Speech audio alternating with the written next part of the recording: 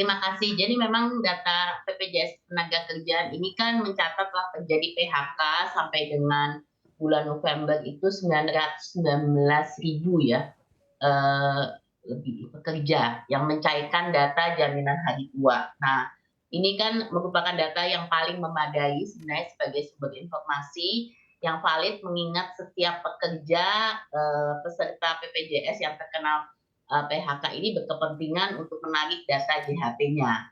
Ini dibandingkan dengan PHK di kementerian atau lembaga lain yang bersumber lebih dari laporan perusahaan yang bersangkutan, di mana kita ketahui juga bahwa banyak perusahaan tidak melaporkannya. Makanya diskrepansi data itu terjadi karena sumber data yang berbeda gitu. Jadi ini dari pekerja yang mengambil jaminan hari tuanya, yang ini pelaporan dari perusahaannya, dan banyak memang mungkin belum melaporkan kepada pemerintah dalam kaitan ini. Jadi itu diskrepansinya terjadi di situ. Jadi yang penting sekarang kita harus lihat bahwa data BPJS ini sangat valid gitu. Makanya dan kami juga mendapatkan laporan ya dari perusahaan-perusahaan langsung dari survei yang kami buat juga. Jadi memang ini lebih sinkron, data yang dari BPJS inilah yang menjadi yang kita perlu untuk perhatikan gitu, yang menjadi dasar evaluasi kita pada saat ini, yang sangat menguatkan gitu, karena memang terjadi peningkatan yang signifikan untuk PHK.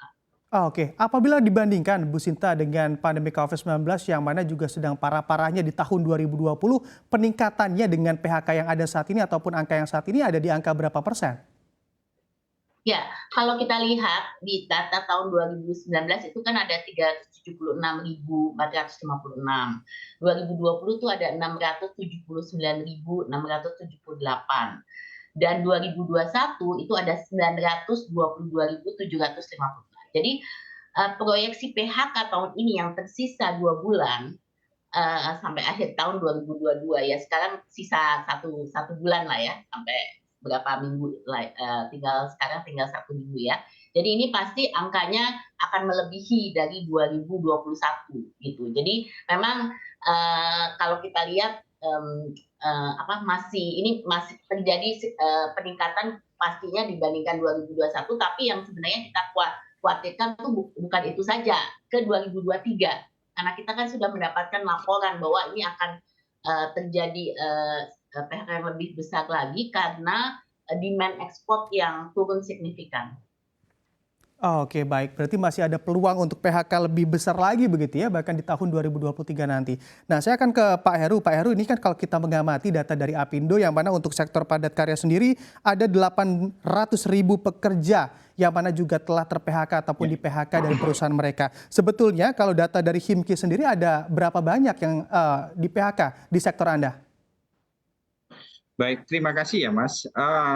Himki sendiri kan mempunyai 3 segmen member ya. Sebenarnya kami ada 20% itu adalah besar, industri besar, 40% adalah industri menengah, dan 40% lagi adalah UMKM. Nah, jadi yang terdampak saat ini adalah masih di industri yang besar, terutama di teman-teman industri di Jawa Timur. Nah, ini yang menjadi keprihatinan kita, bahkan ada satu perusahaan yang line plan-nya itu sudah tutup gitu. Jadi kita harus benar-benar mengantisipasi. Namun secara global, secara keseluruhan di industri furniture dan mebel masih relatif agak aman ini nanti. Namun harus benar-benar dilihat bagaimana mengantisipasinya ke depan. Oke, berarti memang untuk industri besarnya begitu ya, yang mana juga Anda katakan tadi juga masih aman begitu Pak Heru? Betul, betul. Iya benar, benar Mas, benar. Oke, baik. Saya akan kembali ke Bu Sinta. Bu Sinta, di mana dari data BPJS Ketenagakerjaan yang mana PHK-nya sebesar 919.000 pekerja yang ter-PHK, ini sebetulnya paling banyak di sektor apa, Bu Sinta? Apakah memang sektor padat karya ada di sana? Betul Mas, jadi memang khususnya di sektor manufaktur padat karya yang berorientasi ekspor ya, yang khususnya di alas kaki dan TPT. Jadi itu yang paling besar yang kami dapatkan informasi, dan ini disebabkan karena penurunan demand ekspor consumer goods yang tajam dari negara-negara tujuan ekspor utama seperti EU dan Amerika Serikat. Dan ini juga tercermin dari laporan yang kami terima di Apindo dengan penurunan omset ekspor itu sampai 30 sampai 50% di paruh kedua 2022. Ini juga ada pengaruh juga karena inflasi yang tinggi dan ancaman resesi di negara ekspor tujuan. Nah, selain penurunan demand ekspor, sektor manufaktur berorientasi ekspor ini juga tertekan oleh peningkatan beban impor bahan baku atau bahan penolong yang disebabkan oleh pelemahan nilai tukar yang terjadi dalam beberapa bulan terakhir, sehingga lebih sulit untuk mempertahankan kinerja produksi dan lapangan pekerjaan. Oke. Kita juga ya, jadi itu yang mungkin yang sekarang jadi fokus ini memang lebih di padat karya orientasi ekspor ya, yang khususnya di alas kaki dan TBT. Oke, baik. Sampai 50% begitu ya, Bu Shinta, yang mana juga demand ekspornya harus tergerus. Sebetulnya Anda mengamati sektor TPT ini ataupun sektor tekstil ini, apakah mereka juga bisa mendiversifikasi dari demand mereka yang mana hingga sejauh ini sebetulnya lebih banyak ke ekspor?